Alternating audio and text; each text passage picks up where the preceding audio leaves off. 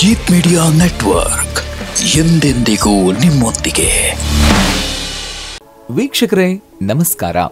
Jeet media network YouTube ವಾಹಿನಿಯ ವಿಶೇಷ video ನೋಡೋದಕ್ಕೆ ನಿಮಗೆಲ್ಲ ಸ್ವಾಗತ. ಈ 7 ಶುಭ ಶಕುನಗಳು ನಿಮ್ಮ ಜೀವನದಲ್ಲಿ ಒಳ್ಳೆಯ ದಿನಗಳು ಆರಂಭವಾಗಲಿವೆ ಅಂತ ತಿಳಿಸುತ್ತವೆ ಅನ್ನೋ ರಹಸ್ಯ ಮಾಹಿತಿಯನ್ನ ಈ ವಿಡಿಯೋದಲ್ಲಿ ನಾವು ನಿಮಗೆ ತಿಳಿಸ್ಕೊಡ್ತಾ ಇದ್ದೀವಿ. ವಿಡಿಯೋಗೆ ಈಗಲೇ ಒಂದು ಲೈಕ್ ಕೊಟ್ಟು ವಿಡಿಯೋದ ಕೆಳಗಡೆ ಓಂ ನಮಃ ಶಿವಾಯ ಅಂತ ಕಮೆಂಟ್ ಮಾಡೋದಕ್ಕೆ ಮರಿಬೇಡಿ. ಹಾಗೆಯೇ ವಿಡಿಯೋದ ಕೆಳಗಡೆ ಇರುವಂತಹ ಜಾಯಿನ್ ಬಟನ್ ಒತ್ತಿ, ಆಗ ನೀವು ಜೀತ್ ಮೀಡಿಯಾ ಚಾನೆಲ್ ಮೆಂಬರ್ ಆಗ್ತೀರಾ. ಅಂದ್ರೆ ನೀವು ಮೆಂಬರ್ಗಳಿಗಿರುವಂತಹ ವಿಶೇಷ ವಿಡಿಯೋ ಹಾಗೂ ಲೈವ್ ನೋಡಬಹುದು. ಪ್ರತಿಯೊಬ್ಬ ವ್ಯಕ್ತಿಯ ಜೀವನದಲ್ಲಿ ಒಂದಲ್ಲ ಒಂದು ಸಮಯದಲ್ಲಿ ಕೆಟ್ಟ ಘಳಿಗೆ ಬಂದೇ ಬರುತ್ತೆ.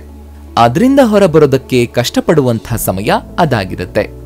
ಹೇಗಪ್ಪ ಇಂತಹ ಸಮಸ್ಯೆಯಿಂದ ಹೊರಬರೋದು, ನನಗೆ ಮಾತ್ರ ಯಾಕೆ ಇಷ್ಟೊಂದು ಕಷ್ಟ ಕೊಡೋದು ಅಂತ ನಮಗೂ ಅನಿಸದೇ ಇರೋದಿಲ್ಲ ಅಲ್ವಾ?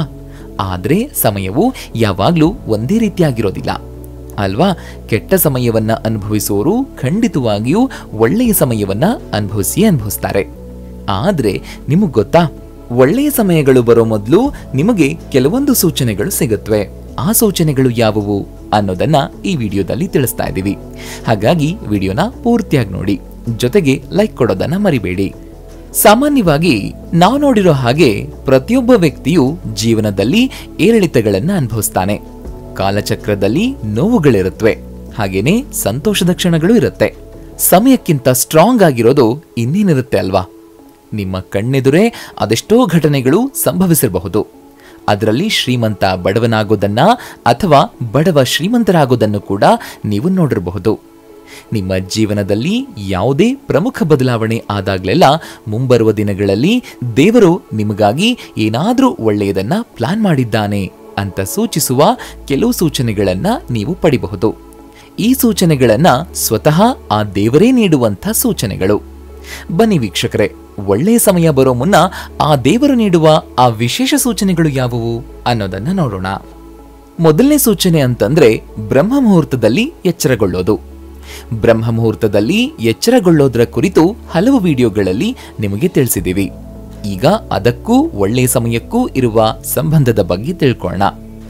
ಅನೇಕ ಜನರು ನಿರಂತರವಾಗಿ ತಮ್ಮ ನಿಗದಿತ ಸಮಯಕ್ಕಿಂತ ಮುಂಚಿತವಾಗಿ ಎಚ್ಚರಗೊಳ್ತಾರೆ.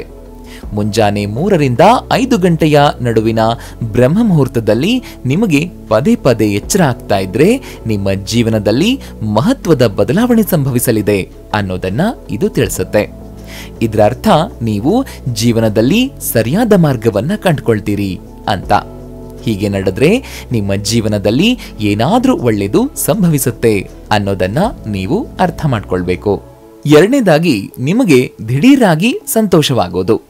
ಹೌದು, ನೀವು ಇದ್ದಕ್ಕಿದ್ದಂತೆ ಸಂತೋಷವಾಗಿರೋದಕ್ಕೆ ಬಯಸಿದ್ರೆ, ಕಾರಣವಿಲ್ಲದೆ ನಿಮ್ಮ ಮನಸ್ಸು ಮುದಗೊಂಡಿದ್ರೆ, ಖುಷಿಯಾಗಿ ಫೀಲ್ ಮಾಡ್ಕೊಳ್ತಾ ಇದ್ರೆ ದೇವರು ನಿಮಗೆ ಕೆಲವು ಒಳ್ಳೆಯ ಸೂಚನೆಗಳನ್ನ ನೀಡ್ತಾ ಇದ್ದಾನೆ ಅಂತ ಅರ್ಥ ಮಾಡ್ಕೊಳ್ಬೇಕು.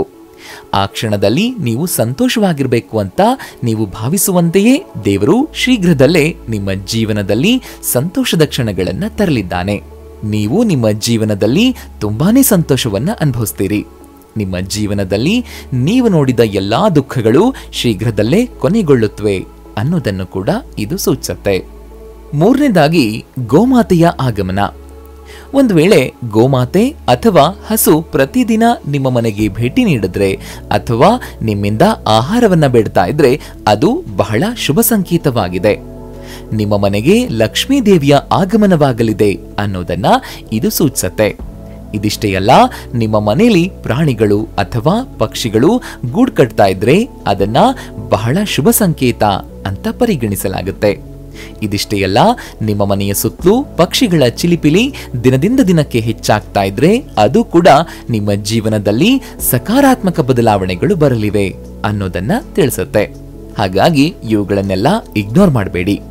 ಇಂಥ ಸೂಚನೆಗಳು ಸಿಕ್ಕ ಕೂಡಲೇ ಸಂತೋಷ ಪಡಿ ಅಷ್ಟೇ.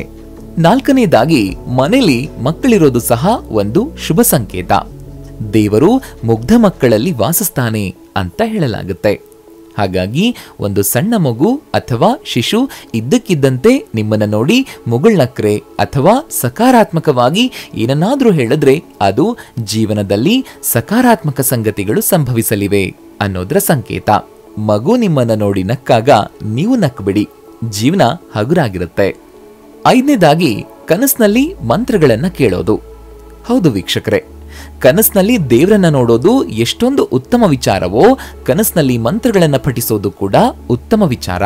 ನಿಮ್ಮ ಕನಸಿನಲ್ಲಿ ರಾಮ್ ರಾಮ್ನಂತಹ ಮಂತ್ರಗಳು ಕೇಳಿದ್ರೆ ಅದನ್ನ ತುಂಬಾ ಶುಭ ಅಂತ ಪರಿಗಣಿಸಲಾಗುತ್ತೆ. ನೀವು ಓಂ ಮಂತ್ರವನ್ನ ಕೇಳಿದ್ರೆ ಅದು ಸಕಾರಾತ್ಮಕ ಸಂಕೇತವಾಗಿದೆ.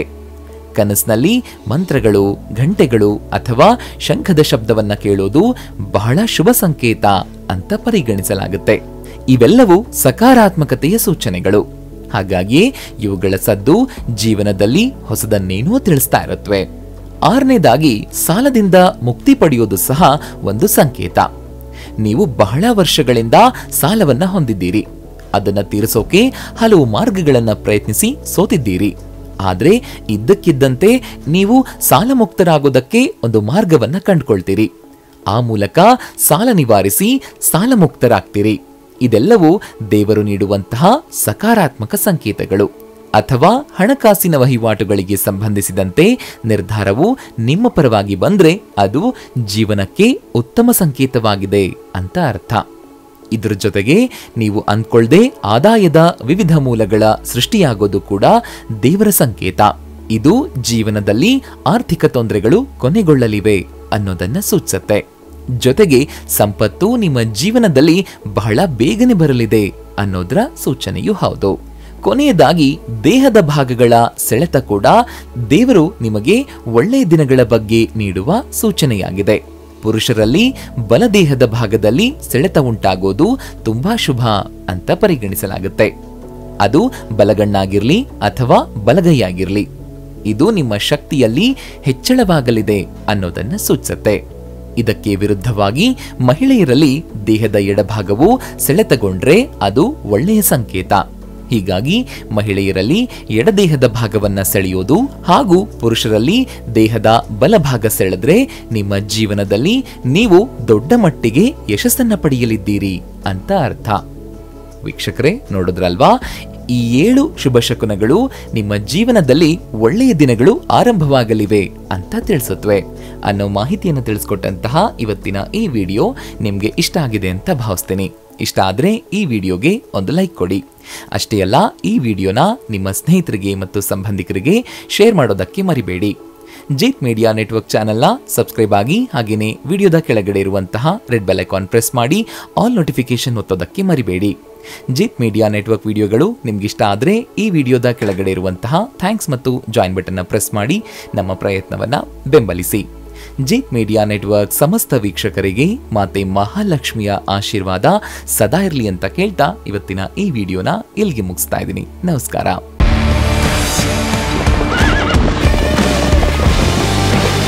ಜೀತ್ ಮೀಡಿಯಾ ನೆಟ್ವರ್ಕ್ ಎಂದೆಂದಿಗೂ ನಿಮ್ಮೊಂದಿಗೆ.